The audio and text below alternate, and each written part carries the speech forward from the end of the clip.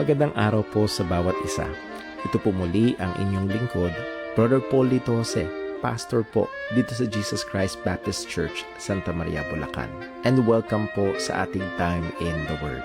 Ito po ay panahon na kung saan tayo nag-aaral ng salita ng Diyos sa patuloy na ikalalago ng mga mananampalataya, sa ikaliligtas ng mga kaluluwa, at lahat ng ito ay sa ikakaluwalhati ng pangalan ng ating Panginoon. Salamat po at kasama po namin kayo ngayon at nawa patuloy tayong matuto, lumalim sa pagkakilala, pagmamahal, paglilingkod at pananampalataya sa ating Panginoon at tagapagligtas.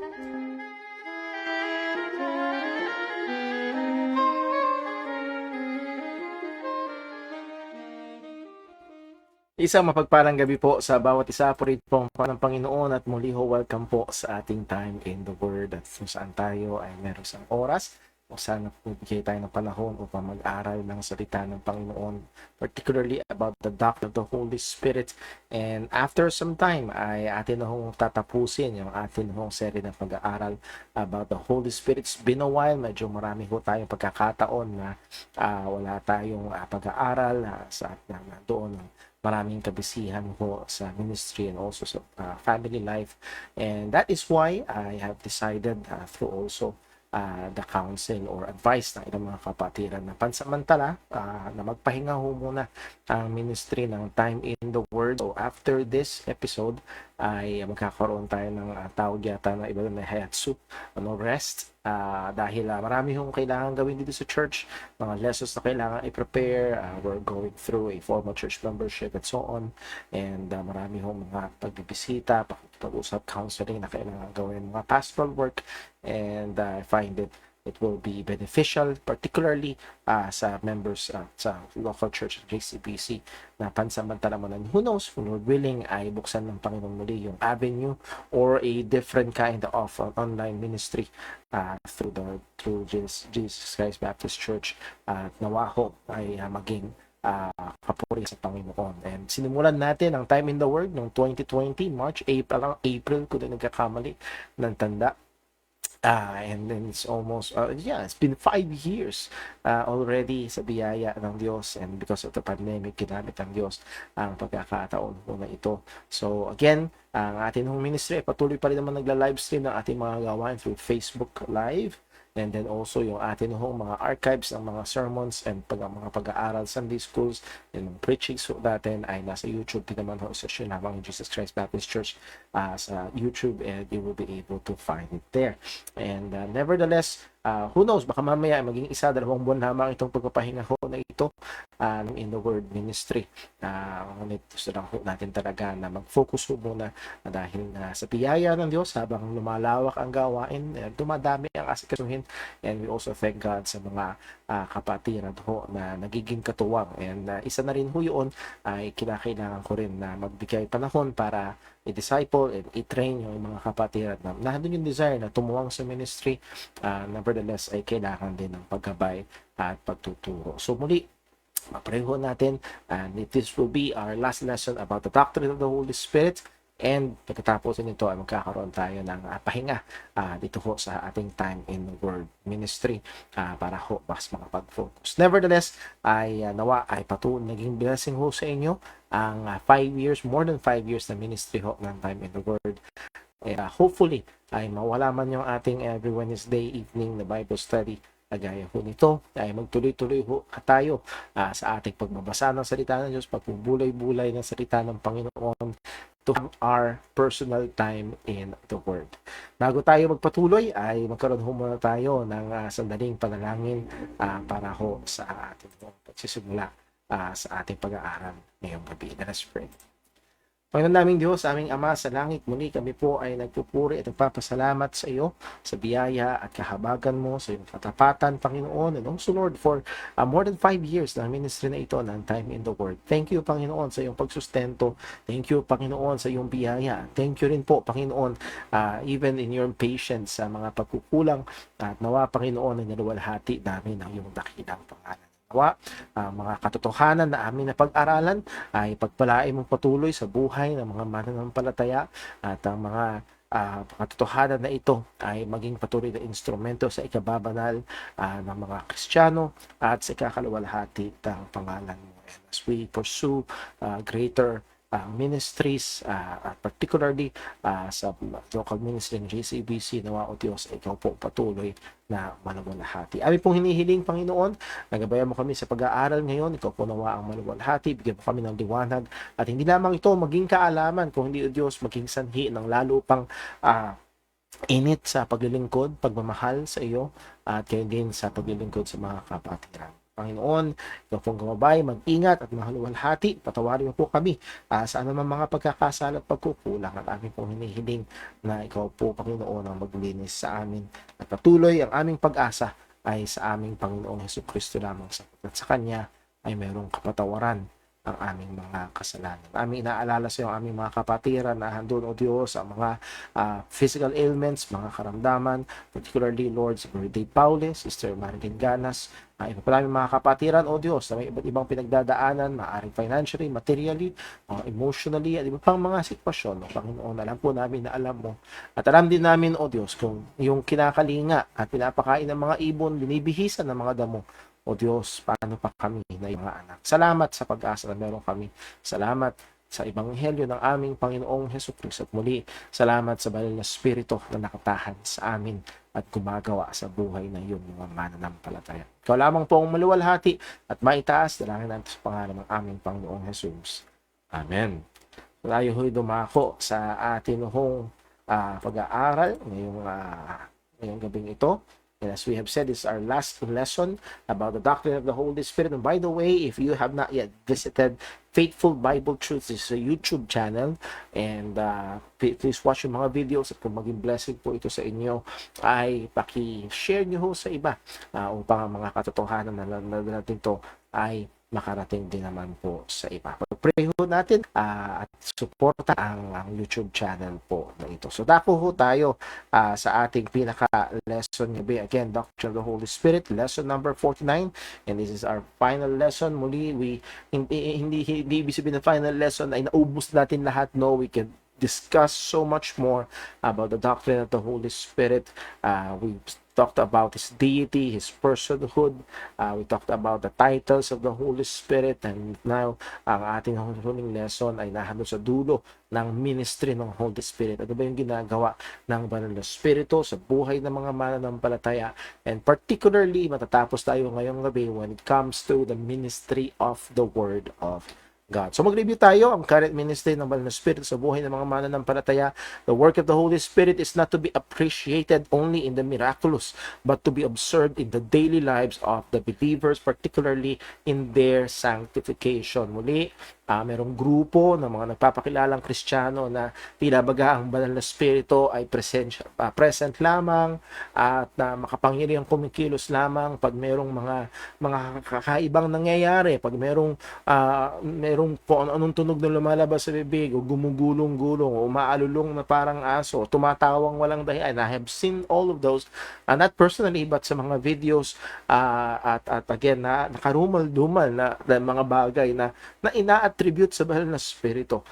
Pero hindi nagfo-focus sa kabanalan at pagpapatuloy sa kabanalan ng mga mananampalataya. True Christian spirituality is not turning or looking for a mystical inner voice or experience, but the diligent use and application of the external means that is the Word of God in personal study, meditation, teaching, and preaching. So yung totoong pagiging spiritual, when we say spiritual in a biblical sense, ay ito ay konektado, nagmumula at gawa ng Banal na Espiritu. That's why it is spiritual. So Christian spirituality, that is the work of the Holy Spirit in the Christian life or in the believer, ay hindi yung mystical voice, para kang nakakarinig ng something na supernatural na puwersa na gumagawa or nagtutulak sa'yo. Pero particularly or more primarily sa experience ng mga mananampalataya ay ito ay sa diligent use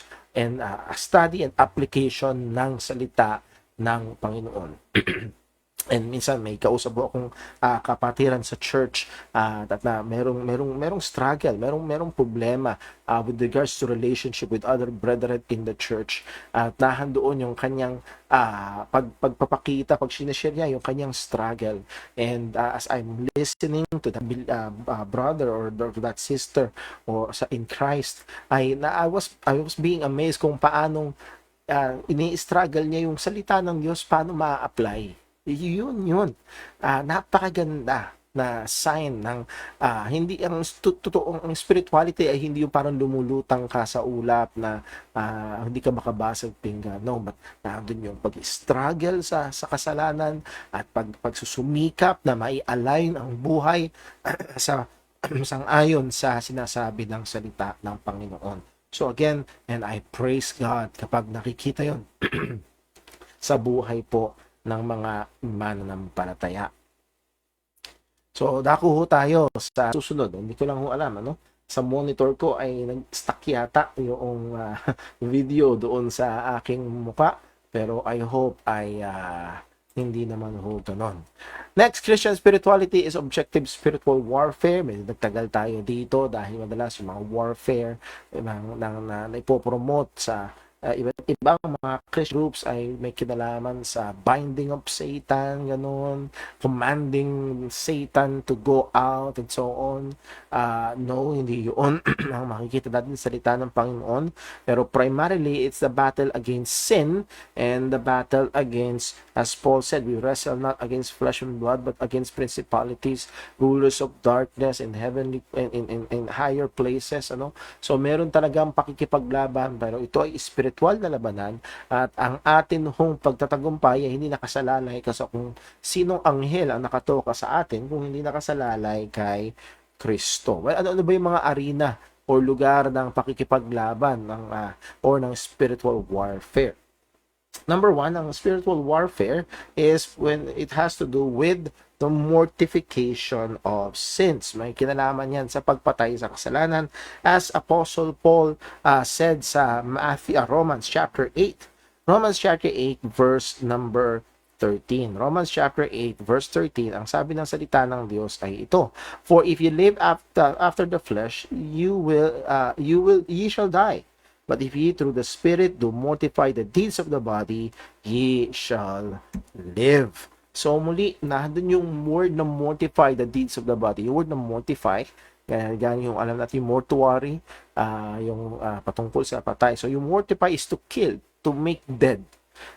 We make dead or we kill the deeds of the body, not the body physical, kundi yung mga gawang kasalanan ng katawan. So mortification of sin is the believer's responsibility to be done in the power of the Holy Spirit. So makita natin dito na when it comes to the issue of sin in the life of the believer, it's not let go and let God. No, we must go and exert effort to mortify, to kill sin.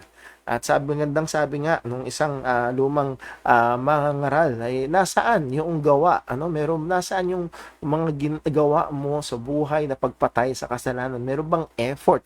Baka kaya ang buhay natin ay parang napakalamya, ang buhay Kristiyano ay malamya at tila baga napakadali na mahulog or napaka parang paulit-ulit ang pagkakahulog sa kasalanan ay walang struggle, walang pakikipaglaban. So we must mortify the deeds of the body. Muli, hindi to be saved, hindi yan para maligtas, kundi dahil tayo ay niligtas ng Panginoon. So, unang area ng Christian warfare is mortification of sin.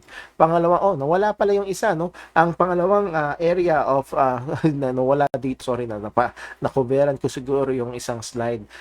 When it comes to spiritual warfare. Well, pangatlong area ng spiritual warfare, confrontation of errors. Confrontation of errors. We confront errors. Jude 1:3, ang sabi ni Jude, Beloved, although I was very eager to write to you about our common salvation, I found it necessary to write appealing to you to contend for the faith that was once for all delivered to the saints. So, nandun yung panawagan to contend for the faith. Contend earnestly for the faith. Ipakipaglabang mainam. So, paano yan? Well, we confront errors. We expose errors. we call out errors. Pag may mga maling paniniwala, for example, dito po sa JCBC, isa sa mga maling paniniwala na kinfront natin ito nakaraan, ay ito lamang, nakaraang Sunday School, ay yung paniniwala na si Jesus ay Baptist. That is an error. That is unbiblical. Walang tatayuan yun sa salita ng Panginoon. At again, I have listened to those who propagate that thinking, and talagang wala. It's a try hard na ang goal ay maitaas ang Baptist denomination and nothing else. And that, as Christians, is not our goal. Our goal is to lift up the Lord Jesus Christ and not the denomination. So, muli, we confront errors even within ng Baptist denomination. So, muli, we confront errors. Point when we confront, refute, expose wrong doctrines, it is a spiritual warfare. No? Yung palang number 2, natandaan ko na yung number 2. Subukan kong tandaan habang nagsasalita ako is pagre-renew ng kaisipan. Ang isa sa mga kinod kong verse is Romans chapter 12 verse 2, and be conformed to this world but be transformed by the renewing of your mind. So hindi lamang errors sa iba, kundi yung errors sa ating sariling kaisipan. Baka mayroong mga maling kaisipan, mga nakaugalian na bagay na hindi wasto, hindi ayon sa salita ng Diyos. Well, we must renew our minds by the truths of the Scripture, and that is spiritual warfare. Yun ay pakikipaglaban. Kung nakaugalian mo na lumaki ka sa kaisipan na pag binato ka ng tinapay, batuhin mo ng granada, well, you must renew your mind. You must fight that. Hindi mo dapat sabihin magpapakatotoo ko, babatuhin ko ng granada. No. Kailangan mo labanan yun sa pamamagitan ng salita ng Panginoon. So, we must renew our minds. The Holy Spirit and the ministry of the Word. So, dito tayo matatapos yung ministry ng salita ng Diyos because the Holy Spirit isa sa mga ebidensya na talagang napaka-active at nahandon ng presensya ng banal na Espiritu sa isang buhay at sa isang iglesia ay kapag nahandoon ng malusog at maayos at tapat na ministeryo ng salita ng Panginoon. At masasabi natin ito, there's no true spirituality outside or separated from the truths of Scripture, because spirituality is not just mere feeling. Feeling ko close ako kay Lord. But what's the basis of that? Laging kung mapapansin nyo sa mga sulat ng mga apostol, knowing this, knowing that, nakatungtong tayo sa katotohanan na nalalaman natin. And doon umiikot ang ating, that's how we walk by faith and not by sight. So true spirituality outside or separated from the truths of Scripture is impossible. John 17:17, sanctify them by thy truth. Thy word is truth. So our sanctification, yung paglago natin sa kabanalan, yung paglago natin sa pagiging Christ-like ay nakasalalay sa katotohanan at yun ay sa salita ng Panginoon. Na ito ang katotohanan, powerful ministry of the word is the involvement of the Holy Spirit in 3 places. 1, the preached word. Number 2, the minister of the word. And number 3, the hearer of the word. And this must be our prayer. Every time, for example, every time we go to church, this must be our prayer that the Holy Spirit be involved in the preached word, in the preacher of the word, and the hearer of the preaching of the word. Kailangan nating gawin at ipanalangin yun, at yun yung bibigyan natin ng pansin ngayong gabi. So, una is the preached word, the Holy Spirit and the preached word. Sabi ng salita ng Hebrews 4 verse 12, for the word of God is quick and powerful, sharper than any two-edged sword, piercing even unto the dividing asunder of soul and spirit, and of the joints and marrow, and is a discerner of the thoughts and intents of the heart. And why is it, out of all the millions, even maybe billions of books in the world, ay the word of God lang yung quick and powerful, buhay at makapangyarihan? Well, because it is given by the inspiration of God. God, through the Holy Spirit, gave us His word, inspired word. And yung word na inspiration, kung naalala yung pinag-aralan natin, hindi yun hiningahan, kundi inihinga. Meaning, produkto mismo ng Panginoon sa pamamagitan ng banal na Espiritu. So the Scripture, if faithfully and properly preached and taught, is a mighty and powerful instrument of the Holy Spirit to convict men of sin, save men from judgment, and sanctify the lives of believers. So kapag ang salita ng Diyos ay matapat at maayos na ipinangaral at tinuturo, ay ito ay makapangyarihang instrumento o kagamitan ng banal na Espiritu upang kumbinsihin o i-convict ang tao sa kanyang kasalanan upang sila'y magsisi. Sila'y iligtas mula sa kahatulan upang dalhin sila sa pagsisisi at pananampalataya sa Ebanghelyo upang sila'y maligtas. At yun namang mga ligtas na ay banalin ang kanilang mga buhay. Sabi nga ni R.C. Sproul, the power of preaching is found in the Spirit working with the Word of God and through the Word of God. Its power is located not in the eloquence or erudition or sophistication of the preacher, but in the power of the Spirit preaching, power of the Spirit. Dapat yun, may period. Preaching is a tool in the hands of the Spirit of God. His presence in preaching is what makes it supernatural.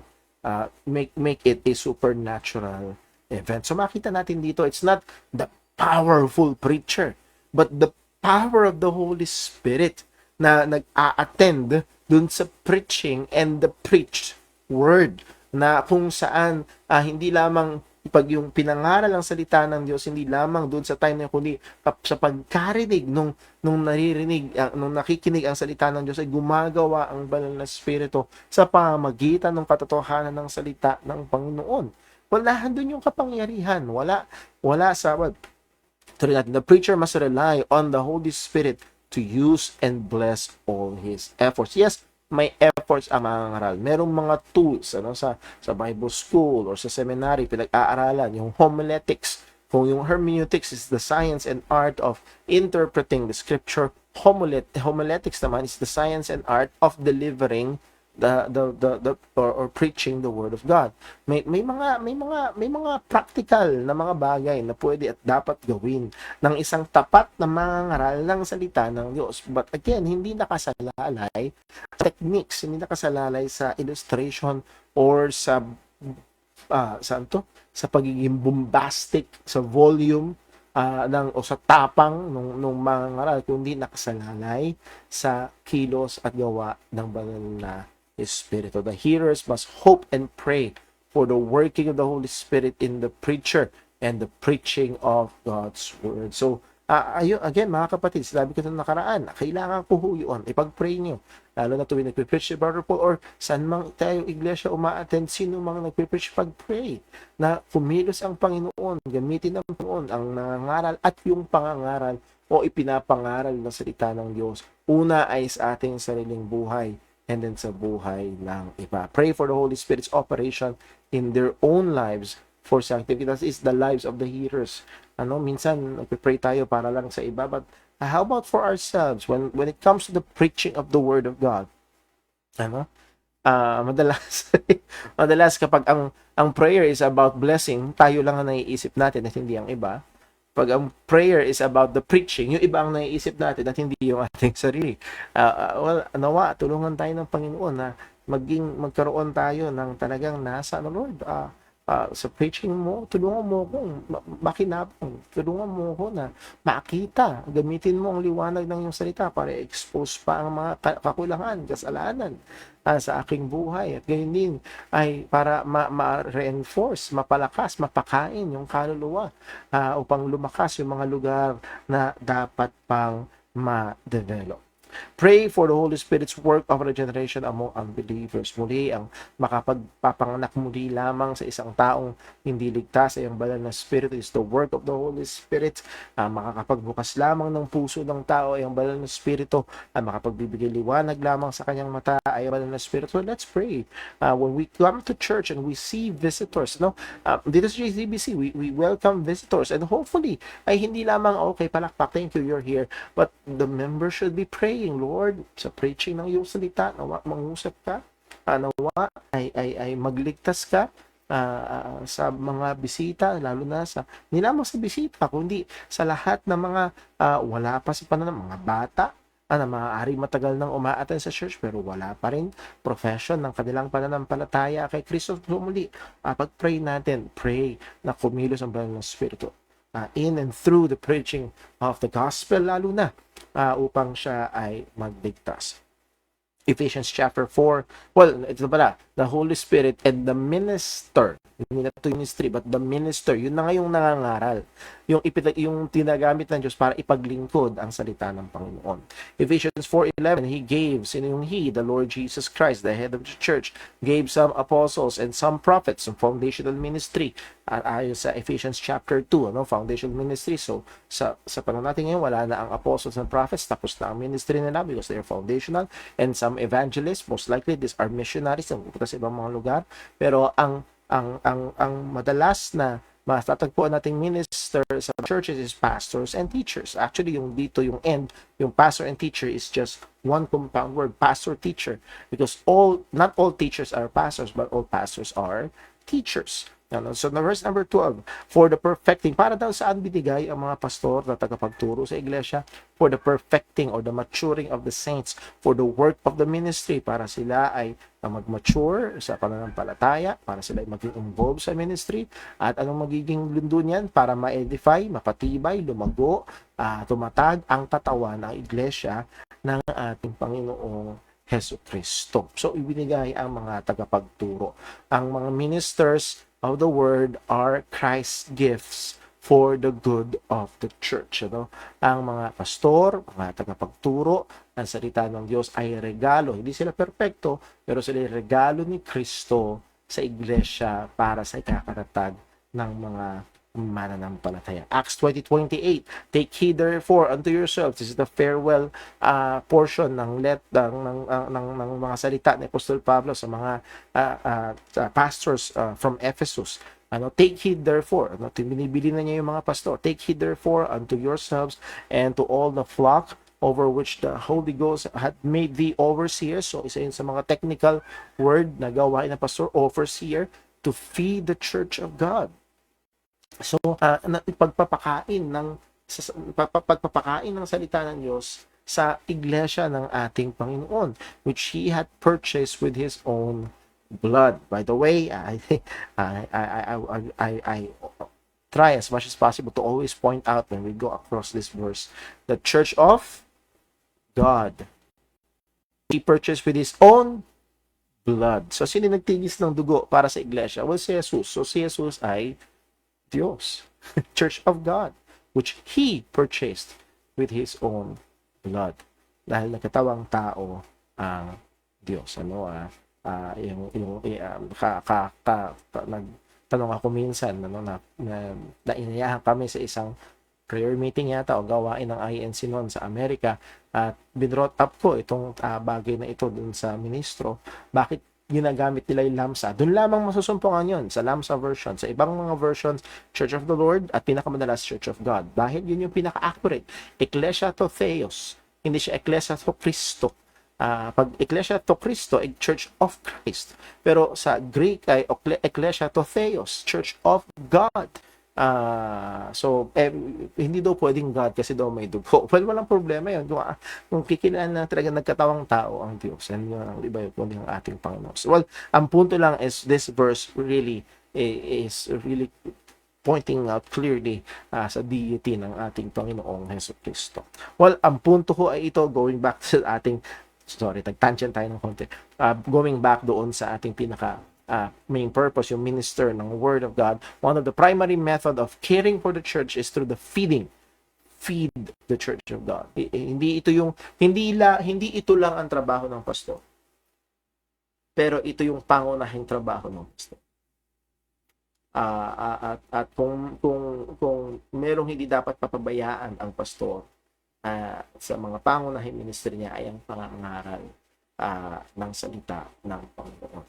Kailangan magkaroon ng ample time ang mangangaral ng salita ng Diyos, na hindi para mag-copy-paste na siya ng sermon sa mga books ng Preach for a Year, or magpagawa siya ng sermon kay Gemini, ChatGPT, or kung ano pang mga AI na available, ang paggawa siya ng outline and preaching.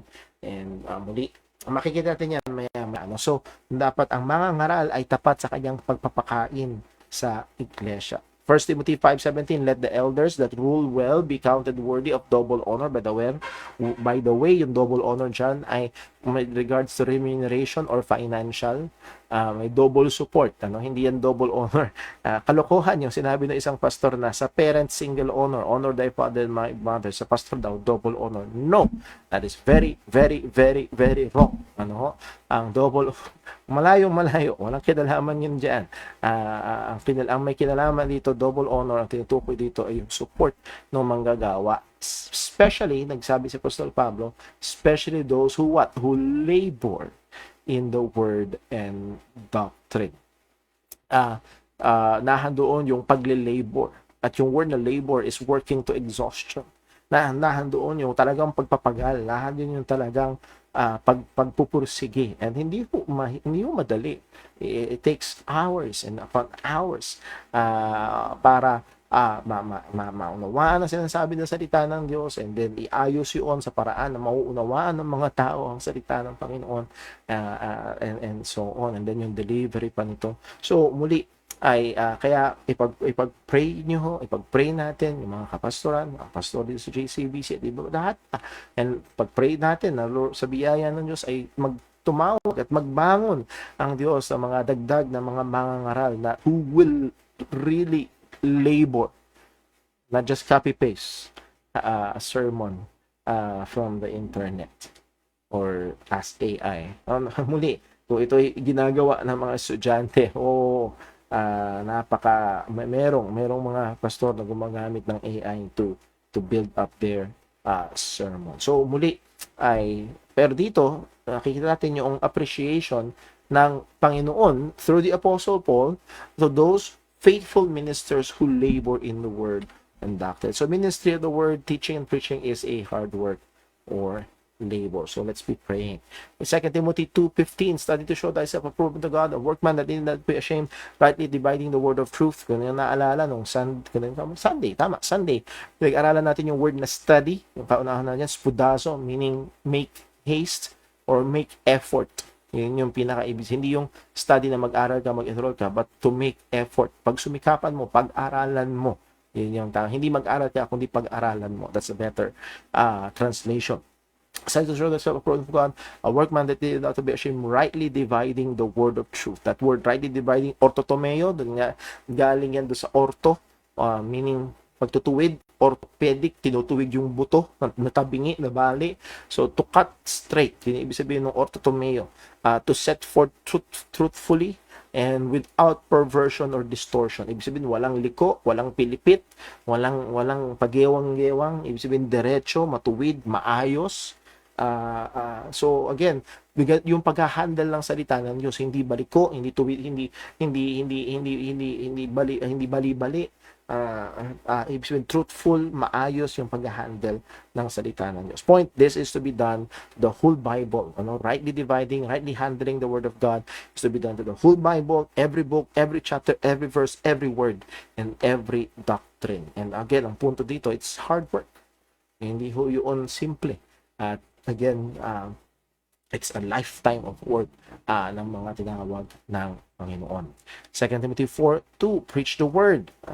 Be instant in season, out of season, reprove, rebuke, exhort with all long suffering.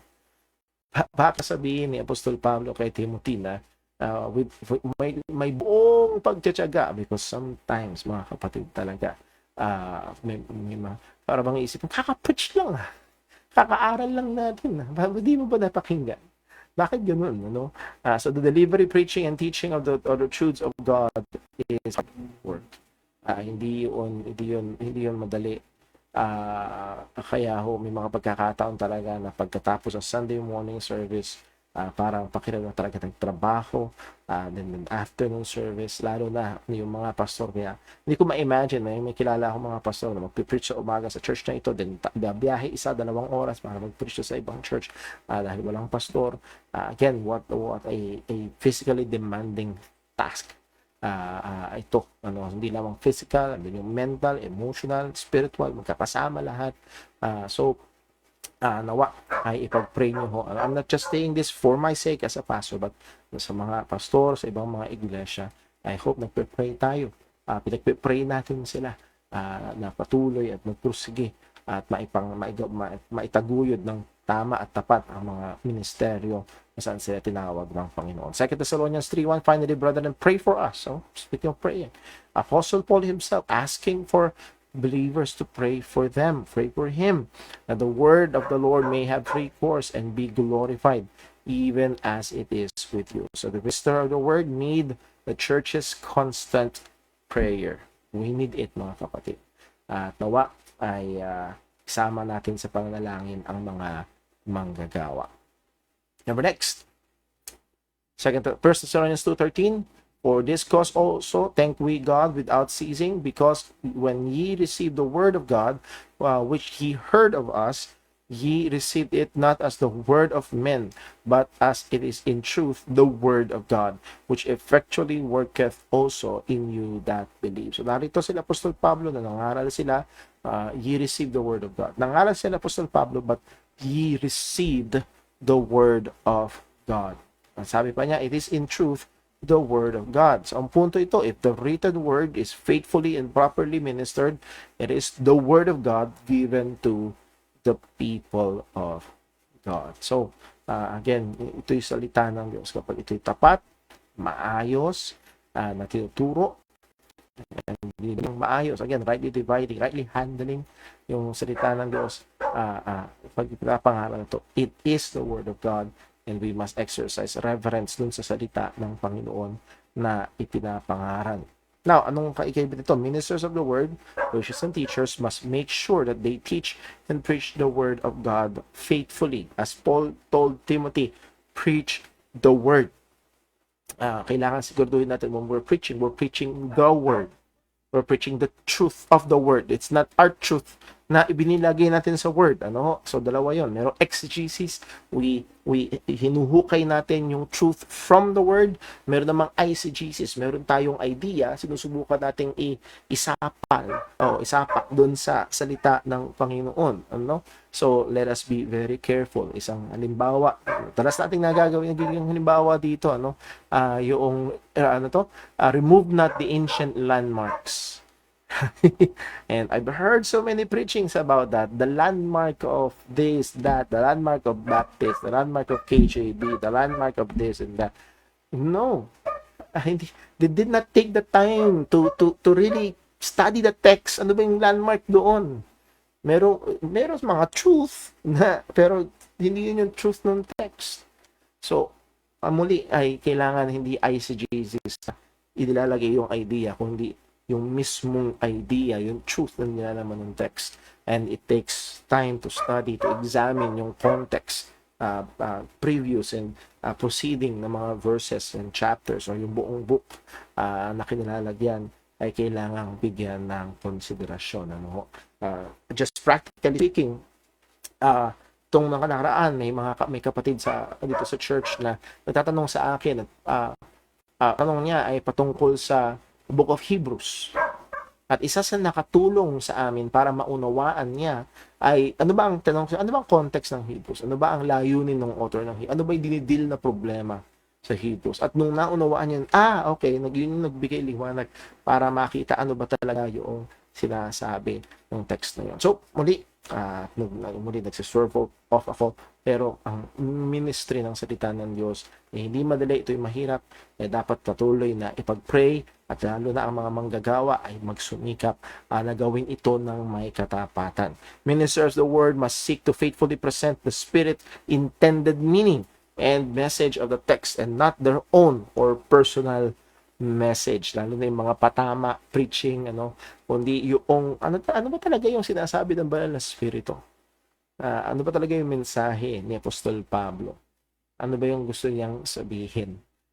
Isang naging bago pa lamang ako dito sa JCBC around 2014, 2015, 10 years ago, can you imagine that, 10-11 years ago, naging issue dito noon yung 1 Corinthians chapter 7 verse 1. It is good for a man not to touch a woman. It's good for a man not to touch a woman. Well, question, ano ba ang sinasabi ni Pablo? Nag-uutos ba siya? O meron ba siyang sinasalaysay na problema o issue? Okay? Iutos ba 'yon? Merong kasi yung manggagawa bago ako dumating dito, ang paraan ng paghahandle yun ay pautos. It's good for a man not to touch a woman. So inuutos, bawal mag-shake hand ng lalaki sa babae. It's good for a man not to touch a woman. But again, just a simple reading of that text, hindi yun utos. Yun yung problema, yun yung issue na ididil ni Pablo. At sabi, now concerning the things that you have written unto me. Okay, punta naman tayo mula chapter 1 hanggang chapter 6, mga ibinalita sa kanya. Dinil yung mga problema. Chapter 7, ididil naman yung mga problema na isinulat nila. Okay? Parang Q&A. Parang yun naman sa Sunday school natin, may Q&A. Apostol Pablo, paano naman to? Simulat sila. Concerning naman sa mga sinulat nyo sa akin, well, ano yun? Isa sa mga sinulat nila, it's good for a man to touch a woman. So, hindi yun utos. Yun ay sagsasalaysay. So, pag ang isang mangangaral ay tinik yun na parang pautos, well, that's mishandling ng salita ng Panginoon. That's not the intended meaning or the intended message ng banal na spirito at ng author ng salita ng Panginoon. So, let us just be very, very watchful, be careful, at ipag-pray muli. Ipag-pray nga natin ang mga manggagawa sa ibang iglesia na maging tapat at maging masipag sa ganitong gawain. Yes, it is hard, it takes time, pero ito yung gawain na matapat na pag-aaral, pag-handle ng salita ng Panginoon. Note, the teaching ministry of the Holy Spirit is no excuse for poor and faulty handling, interpretation and proclamation of the scriptures. Yun namang iba, well, ang wala na Spirit ang tagapagturo. Well, that's true. Pero hindi yun nagka-cancel ng obligasyon ng teacher and preacher. Hindi rin naman yung nagka-cancel ng obligasyon ng hearer, as we will see a little bit later. So, the teaching ministry of the Holy Spirit is no excuse for poor and faulty handling ng salita ng Panginoon. So, the minister's hope is not his airtight arguments, crystal clear illustrations, or well-polished outlines, but in the power of the Word and the power of the Spirit, who through his instrumentality will use the ministry of the Word mightily. So, ang pag-asa ng mga ngaral at tagapagturo ay hindi yung kanyang mga kaparaanan. Ginagamit natin yun. Dapat natin gamitin yun ng maayos at wasto. That is in service to and not dependent to. Pag ito ay magtutulong, ito ay para makatulong sa ministeryo ng salita ng Panginoon. Pero ang pag-asa natin ay wala doon sa mga yon, kundi nasa pagkilos at gawa ng banal na Spirit. Dahil siya ang magbubukas ng puso, siya ang magbabanal. Hindi tayo. Hindi yung lakas ng puso, hindi yung mga ideas natin, but yung mga katotohanan na gagamitin ng banal na Espiritu sa buhay ng mga nakikinig. Many mistake power with volume, theatrics, and dynamism. So, pagdayan natin, hindi porket mas palasigaw, hindi porket malajoke, o madaldal ay puspos na. So, hindi lagi. The delivery of the Word of God may vary from person to person. Magkakaiba ng style, temperament, and volume. Mayroon ako mga kilala mga preachers na malumanay lang sila. Mayroon po mga napakinggan na preachers na talagang matindi at dynamic sila. Pero again, ang punto is nandun ba ang katotohanan ng salita ng Diyos? Paano ito gagamitin ng banal na Espiritu sa buhay ng mga mananampalataya? The sense of authority is experienced when the word is faithfully delivered. Point, the weight of the truth is not the personality of the preacher, bears authority over the listener. So yung hindi yung personalidad, hindi yung panggigil trip, hindi yung paninigaw, pandidikdik ng mga hindi yung bigat ng katotohanan ng salita ng Diyos ang magbabago sa buhay ng mga mananampalataya. And lastly, dito tayo matatapos the word of the Holy Spirit and the hearers. Kanina, the Holy Spirit and the preaching of the word. Kanina lang ay the Holy Spirit and the preacher of the word. Ngayon naman, the Holy Spirit and the hearers of the word. The hearers of the word. What the Holy Spirit did for the original readers of the word is what He still does to the present listeners. Ano yung ginagawa ng Holy Spirit it is called illumination. Hindi na ito revelation. Tapos na ang revelation. Hindi rin naman inspiration. Ang inspiration ay ginawa doon sa Word of God. Ang inspired ay yung Word of God. But ang ginagawa sa mga mananampalataya at sa mga nagre-receive ng salita ng Diyos ay illumination. Ibig sabihin na hindi elimination, illumination, pagbibigay liwanag, enlightening of the hearer's understanding. Yun, pagpapaliwanag Yung madilim na hindi naintindihan, hindi nakikita, ipapaliwanagin para makita, para maintindihan. No? Illumination. Ephesians 1:18, sabi ni Apostle Pablo, that the eyes of your understanding being enlightened, that ye may know what is the hope of his calling and what is the riches of his glory, of the glory of inheritance in the saints. So yun yung ginagawa ng Panginoon. Tapos na ang pagre-reveal ng Panginoon. Tapos wala nang new inspiration. Ang ginagawa na lang ng Banal na Espiritu ay yung salita ng Diyos sa pamamagitan ng ministeryo ng salita ng Diyos o yung personal nating pagbibigay pa ng salita ng Diyos ay nagbibigay liwanag siya sa pamamagitan nito. Ministers of the word must aim their preaching or teaching at the whole person through the understanding. Ang goal ay, ang target ay yung understanding, hindi ang emotions. At dito bumabagsak ang maraming mga quote-unquote pangangaral na nagiging target ay ang emosyon. Paiyakin ng mga tao, patawanin ng mga tao, targetin ang emosyon ng mga tao. That is not how that's not how to properly minister the word of God. Ang proper ministry ng word of God ay nakatarget sa understanding. At sa pagkaunawa ng salita ng Diyos, yes, pwede ma-trigger ang emotion, pero hindi tatargetin na i-trigger ang emotion. No? Naalala ko, isang classic na illustration na personal kong naranasan ay isang youth camp, alas 2 yata ng hapon, so inaantok ang lahat. Pero naghanda yung preacher ng isang video na naka-target sa emotion. Ano nangyari? Pagkatapos, alam ko, inaantok ang lahat. Pero pagkatapos ng video na yun, umiiyak ang marami. Na-target ang emotion. Pero ano yung truth? So, kailangan at napakahalaga yung pagbibigay diin doon sa truth na naka-aim sa understanding. Direct emotional appeal may have dramatic results but often superficial. Panamandalian lamang. Preaching that is aimed to be understood must be delivered in an understandable manner. Ayan. So, kaya na doon yung qualification ng magpapastor na he must be apt to teach. At may kakayahan siyang magturo. At hindi siya nagpapalabo, kundi nagpapalinaw. At yung tamang pangangaral at pagtuturo ng salita ng Diyos ay naka-aim para maunawaan ng mga tao ang katotohanan ng salita ng Panginoon. And then, pangalawang gawain ng Banal na Espiritu sa mga tao ay hindi lamang illumination, kundi conviction, the application to the hearer's sinful condition. Ang mga taong hindi ligtas ay alipin sa kasalanan, ang mga taong ligtas ay may nakatahan pa rin kasalanan. At both ay nangangailangan ng liwanag at katotohanan ng salita ng Diyos para yung mga nasa kasalanan, alipin, ay mapalaya at yung mga mananampalataya ay mabigyan lakas patuloy sa pakikipaglaban as we have read kanina para patayin ang kasalanan nakatahan. John 16:8, and when He is come, the Holy Spirit, He will reprove the world of the sin and of righteousness and of judgment. So, ano din yung pagre-reprove ng Banal na Espiritu sa kasalanan? The ministry of the word must deal with sin in both the unbelievers and believers. And this is the utter failure ng hindi lahat, ng maraming mga mega churches na kung saan ang kasalanan ay madalas iniiwasan. This is the utter failure ng ministry ng sikat na si Joel Austin. Hindi dinideal ang kasalanan. Yun na, isa sa mga ministry ng salita ng Panginoon. He will reprove the world of sin.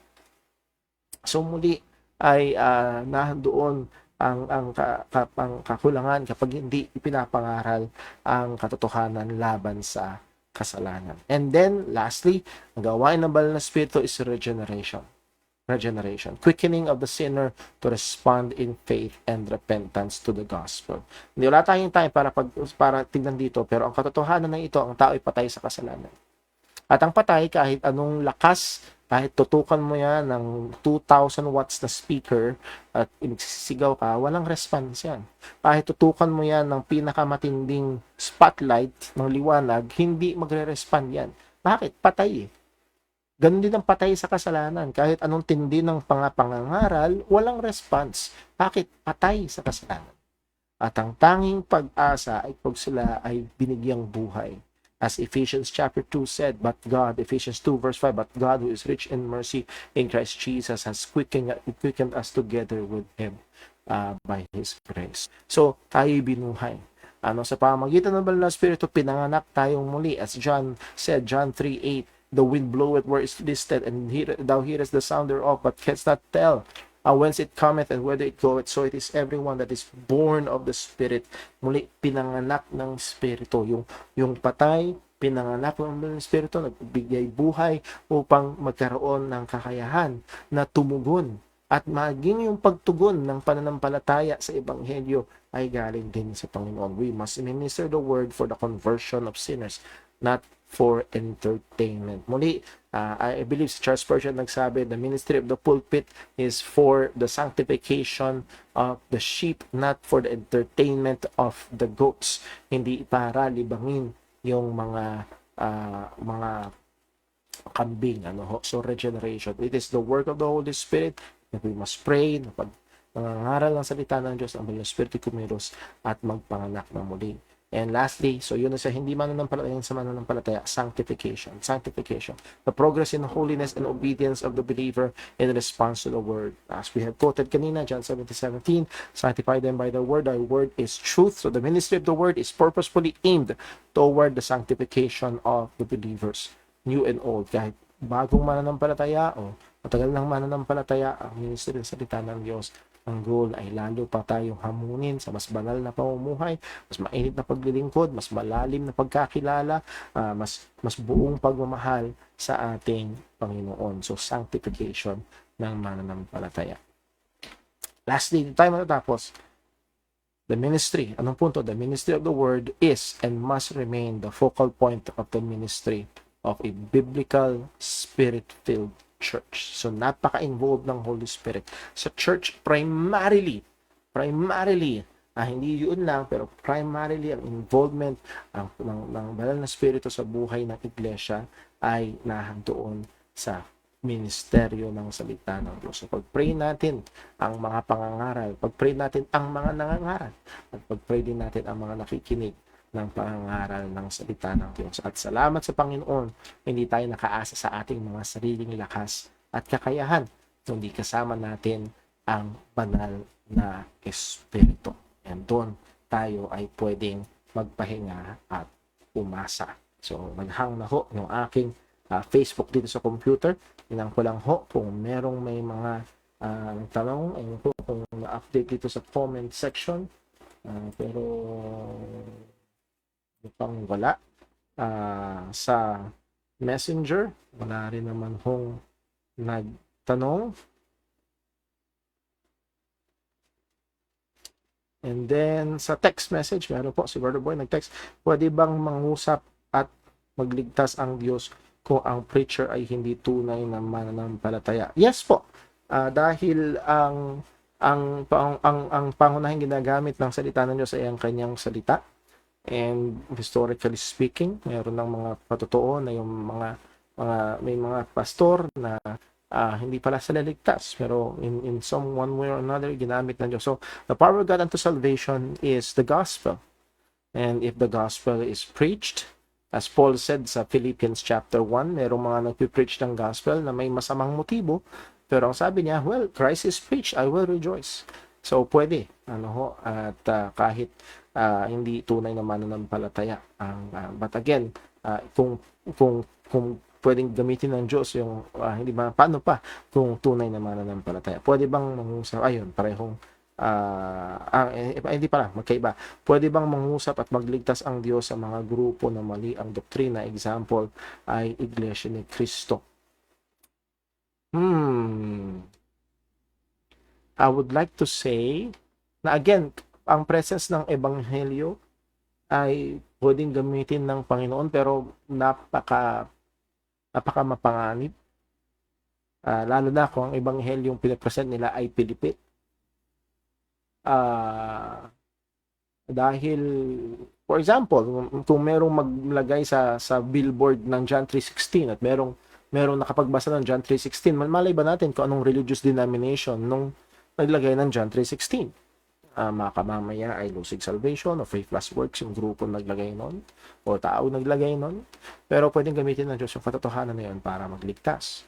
O pwede ba mangyari na sa isang Bible study, ng isang kulto, ay mabanggit ang ilang mga talata at from there God will sovereignly use yung talata, hindi yung doktrina ng maling grupo para magligtas. I believe so, pwede mangyari yun. Pero yung mag-embrace ng mga maling katotohanan, particularly ng Iglesia ni Cristo sa pagdideny ng kadyusan ni Cristo o pagiging Diyos ng ating Panginoong Jesus, yun ay pagpapakita na hindi talaga sila tunay na mananampalataya. Naging tulong sa akin yung sinabi ng isang kaibigan ko, mga ngaral. Sabi niya, merong mga bagay na dapat sampalatayanan at merong mga bagay na hindi dapat itanggi. Things to be believed and things not to reject. Ano?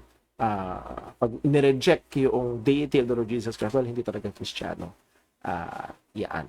But again, a simple quotation ng verse ng Bible ay pwedeng kumilos ang Diyos sa makapangyarihang paraan, but not the message of the cult, but the word of God. Pero sabi nga nila, kahit sa basurahan pwede ka makakita ng pagkain, pero wag doon, wag ka na humanap doon.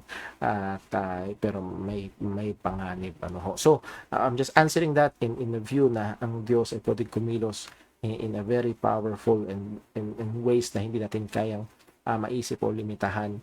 Pero again, ang INC na binigay doon, binanggit particularly, ay nangangaral ng isang pilipit na ebanghelyo. By and large, ang mga nanampalataya sa katuruan nila ay mga hintunay na mananampalataya at nasa panganib ng kapahamakan.